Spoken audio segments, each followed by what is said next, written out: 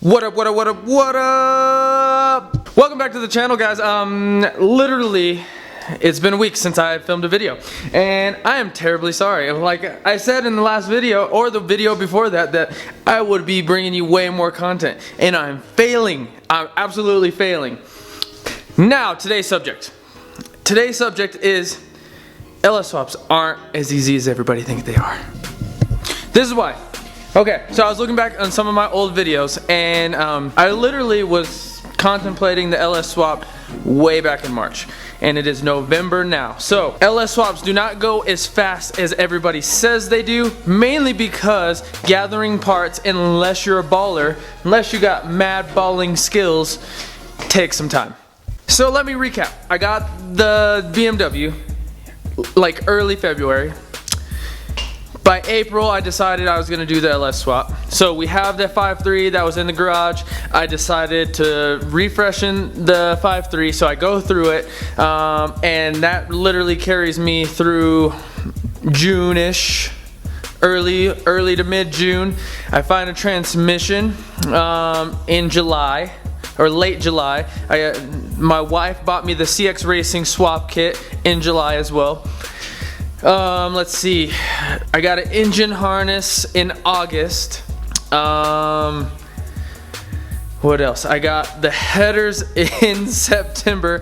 I don't know, so much stuff goes into it. So for a lot of you guys, it looked like I just got this thing done straight away, super fast, but it is not an overnight process, especially if you're on a budget. So you're gonna have to just piece it together as you can afford the pieces, or as you find the pieces. There's two as's in there. Now, with that being said, on my particular swap, the things I ran into were a lot of little pieces that I needed that I didn't realize I needed. Now, I set a budget of $3K with the engine, transmission, engine harness, the engine mounts, literally everything needed to get the swap done, and I am really close to going over budget right this second. So let me break this down for you. So, as cheap as possible, we kept the truck intake, okay? We went with the eBay forward-facing turbo headers, and they're super modified to work because I had to chop all of these tubes up to fit the ABS and my brake booster and everything else on that side. I reused some exhaust pieces from the GTO to save some money. So, turbo headers, GTO exhaust.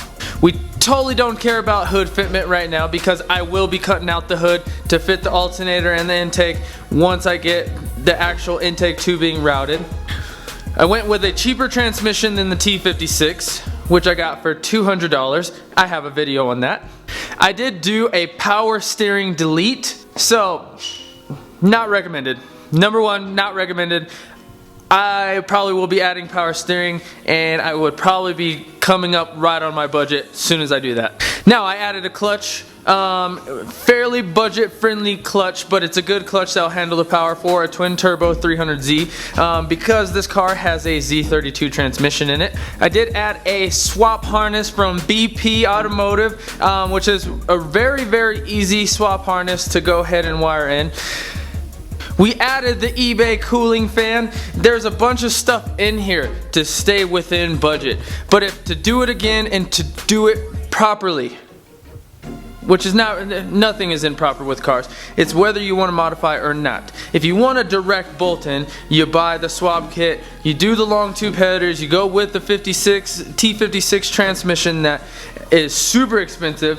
So it's all about being innovative, guys. Pretty much. This whole build was just to see if I could do it, number one. And number two is I really wanted to showcase it for you guys that you can do this for under 3K. Or 3K even.